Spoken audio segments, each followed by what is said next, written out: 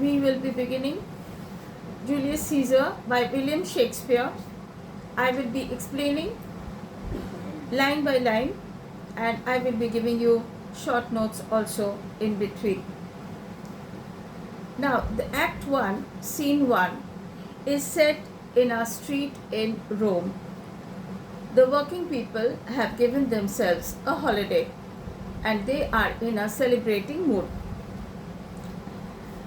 The Caesar's latest victory over Pompey, and they are ready to celebrate it, and they are dressed in their best clothes, and they are out on the streets. They are celebrating, they are waiting to welcome Caesar. Now, the first speech which is being delivered in Julius Caesar by William Shakespeare is by Flavius. Now, who is Flavius? Flavius is a tribune. Now, who is a tribune? A tribune is an official elected by the people in order to protect their interests. So, how many tribunes are playing a part here in Act 1, Scene 1? Flavius is playing a part as a tribune, and Marullus is playing a part as a tribune. What are they doing in Act 1, Scene 1? They are actually chasing the people out of the streets to their homes. They are asking them to go back home so that they are not able to enjoy, they are not able to celebrate Caesar's victory. The tribunes are actually followers of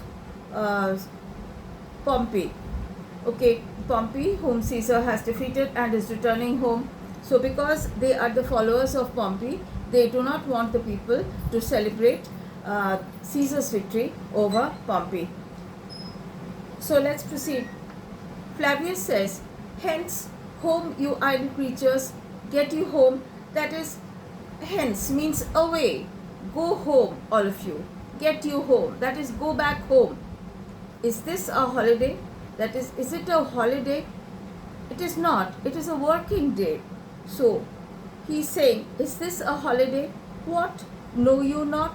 Being mechanical, you ought not walk upon a laboring day without the sign of your profession. That is, he is saying, because it is a laboring day, it is a working day. A laboring day means it is a working day. That means it is not a holiday. So, because it is a laboring day, it is a working day, he is saying, Flavius is saying, reminding the people that they should be remembering that they should not walk upon the street without the sign of their profession. Now, what is the sign of profession? Sign of profession is actually that they should be equipped with the tools that help them in their job, in performing their job, in performing their activities. We should be able to understand by looking at their equipment about the profession they are in. So he is saying that being mechanical, that is, being mechanical means being men of work, that is, being manual workers. If you are men of work, do you not know that you should not walk upon a laboring day without the sign of your profession? That is, you should be able to understand that you should not be walking upon the streets without the sign of your profession. That means you should be carrying with you everything necessary that will show as to what trade, what profession you belong to. Excuse me. So he's saying, he's choosing one, and he's saying, speak, what trade art thou? So, because the person happens to be a carpenter, he's saying, why, sir, a carpenter? To which Marullus says, where is thy leather apron and thy rule? That is, the leather apron which the carpenters wear and the rule with which they take the measurements should be carried along with them wherever they go, especially on a working day. Now, since that is a working day and he is not carrying those things with him, so he is being questioned By whom? By the tribunes Flavius and Marullus. So who are the tribunes? The tribunes of Flavius and Marullus, as they are also the tribunes. They are actually the officials who are elected by the people of Rome in order to protect their interests. Alright, so Marullus is questioning this carpenter. He is saying, where is thy leather apron and thy rule? What dost thou with thy best apparel on? That is, what are you doing with your best dress on and you're roaming about the streets on a working day? It just continues. That motive, that sense is continuing. And he's saying that what dost thou with thy best apparel on? That is, you've put on your best dress. What are you doing now at this moment with your best dress on and you are out on the streets? You, sir, what trade are you? He is asking somebody else. You, sir, what trade are you? To which the other person, who happens to be a cobbler, he is saying, truly, sir, in respect of fine workmen, I am, but as you would say, a cobbler. Look at the roundabout way he is talking. He is saying, truly, sir. Instead of saying that, sir, I am a cobbler, he is saying, truly, sir, in respect of fine workmen, I am, but as you would say, a cobbler. Now, incidentally, a cobbler also means a clumsy workman. So he is calling himself, he is defining that all that he does is good work. He is saying, in respect of fine workman, I am, but as you would say, a cobbler. A cobbler is a person who mends shoes, or a shoemaker, and also it is all, the meaning also goes as, it is a clumsy workman is also known as a cobbler. Now, Marullus says, the fact is not clear that he is a cobbler. So Marullus incidentally gets angry. He gets hyper. And he's saying, but what trade art thou? Answer me directly. So, but what trade, what profession do you belong to? Answer me directly. So, the cobbler says, a trade, sir, I may use with a safe conscience, which is indeed, sir, a mender of bad souls. So he says, a trade, sir, I belong to such a trade which I may use with a very safe conscience. I know from a clear mind that whatever I am doing is I'm doing good, and I trade, sir, that I hope I may use with a safe conscience, which is indeed, sir, a mender of bad souls. Mender bad souls. Souls in this case, S-O-L-E-S, souls in this case, is referring to the soles of the shoes, which he actually mends. Now, Shakespeare is in the habit of punning. So here, souls can also mean S-O-U-L-S, souls. So he's saying that he is a mender of bad souls. So if it can also mean that he makes the best of men also. He improves the souls, he mends souls, he corrects people. Or else he is a repairer of shoes. He repairs shoes. Marullus says, what trade, thou knave, thou naughty knave? What trade? To which the cobbler says, nay, I beseech you, sir, be not out with me. Yet if you be out, sir, I can mend you. So he is saying, he is requesting Marullus, the cobbler, he is requesting Marullus, that nay, sir, that is no, sir, don't be out with me. The first out here, he has used out twice. Nay, sir, be not out with me. Yet if you be out, sir, I can mend you. That is, he has used the word out twice. In the first instance, he is meaning that be not out with me, that is, be not angry with me. The second out means, yet if you be out, sir, I can mend you. That is, if you are going on an errand, if you have gone outdoors, if you are simply on the streets, if you have gone out somewhere and you have broken your shoes, well, I can repair them as well. So that is exactly what he means. So I'll repeat this speech of his.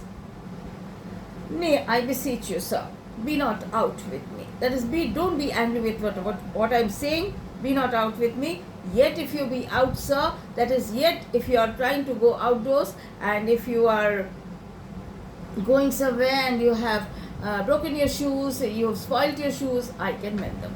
That is, yet if you be out, sir, I can mend you. I can mend you in this case is I can mend your shoes, or else, if it can be taken as a pun, I can mend you as person. But no, he's not meaning that. He's not meaning that. He is just in the way that is, I can improve your character, is what is being taken by Marullus, but he is talking about his shoes only. But that is the way Marullus understands. He feels that here the cobbler is trying to repair his character. Now, to which Marullus gets angry. What meanest thou by that, you saucy fellow? Mend me, thou saucy fellow? What meanest thou by that? That is, what do you mean by whatever you are saying? Do you want to mend me? You saucy fellow means, you saucy fellow, that is, you're such an oversmart fellow, or he's not pleased with the way he's saying, that is, you are very, this is a very bad way of talking, okay? And so he's saying that, you what are you talking exactly? You want to mend me, thou saucy fellow? Well, the cobbler says, why, sir, cobble you? At which Flavius understands that and says, thou art a cobbler, art thou? Then the cobbler says, truly, sir, all that I live by is with the all. That is, all that, the first all is A-double-L all, and the second one is A-W-L all. All that I live by is with the all. Now this all, it is an instrument used by the cobblers to put pins on the shoes, or to stitch the leather.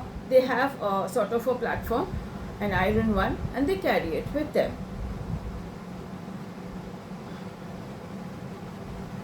It is a tool. It helps the cobbler to bore holes in the leather so that they can stitch it up. I meddle with no tradesman's matters. I interfere with no tradesman. I do my own work, and I know, and I am very interested in my own work. I try to do my own work very well. Nor women's matters. I don't interfere into any women's matters as well. But withal, I am indeed, sir, a surgeon to old shoes. But of course, sir, I can do my work well, and I am a mender of bad soles, and withal I am indeed, sir, a surgeon to old shoes. That is, because he is repairing, he is cutting, he is repairing, so he is calling himself a surgeon. A surgeon who is a doctor cuts and repairs human bodies, and he is a surgeon to old shoes. He cuts and he does all the necessary working to repair old shoes. When they are in great danger, I recover them. When shoes are in great danger, that is, I recover them. I just recover them from their pathetic position to a very good position, from their useless position to a workable position, so that they can be used comfortably by the person who is wearing them. As proper men as ever trod upon meat's leather have gone upon my handiwork. That is, as proper men, as good men, Anybody who wears a pair of shoes and goes out is obviously a gentleman. And any person who's wearing a pair of shoes and going out has gone upon, and anybody that is who has the habit, a good man, a proper man who has the habit of wearing shoes and goes out, that is who has ever trod upon neat's leather. Neat is cattle. It can be cowhide, it can be any cattle, okay. The hide, the skin, the material which is used to make shoes. That is, as proper men as ever, trod upon neat's leather, that whosoever have worn shoes have gone upon my handiwork. That is, anybody who has worn shoes have indeed gone upon my handiwork, that I have had a chance to serve them, I have had a chance to show how good I am at my profession to all those who have worn shoes, that is, to all proper men. To which Flavius says, but wherefore art not in thy shop today? That is, why aren't you in your shop today? Why dost thou lead these men about the streets? That is, why are you leading these men about the streets? You are not in your shop. What is the good reason? To which the cobbler says, truly, sir, to wear out their shoes.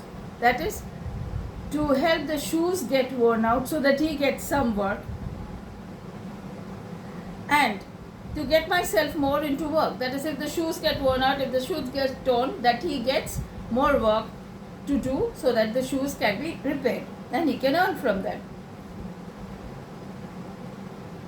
But indeed, sir, we make holiday to see Caesar and to rejoice in his triumph. But indeed, sir, but the truth is that, sir, we make holiday, that is, we are celebrating a holiday, we have chosen this day as a holiday to celebrate Caesar's victory and to rejoice in his triumph. We are making a holiday to see Caesar, to welcome Caesar, and to rejoice in his triumph. Whose triumph are they trying to celebrate? Caesar's triumph over his old rival Pompey. Just slipping back into the pages of history. Now, the first triumvirate or the political alliance was made in 60 BC. Now, what is a triumvirate? A triumvirate is a group of 3 leaders who have chosen themselves to become the leaders and to govern an institution or a country. The 3 leaders of the first triumvirate, that is the 3 members of the first triumvirate, that is, each triumvir, 3 triumvirs make a triumvirate, 3 of them. They were Julius Caesar, Pompey, and Crassus. Now, incidentally, Crassus passed away in 53 BC. This weakened the performance, this weakened the activities, this weakened the first triumvirate in itself. Now, something else which made the first triumvirate weak was the personal rivalry which each of the triumvirs possessed against each other, and also their personal ambitions. Now, when you are working as a group, you should be working together for the benefit, for the good of a particular institution, a country. But here they had their individual personal ambitions, which made it very difficult for this to continue. So that had weakened their role as a governing body. And as a result, it became weaker with the death of with the death of Crassus in the year 53 BC. After this, there was a civil war from 49 BC to 45 BC.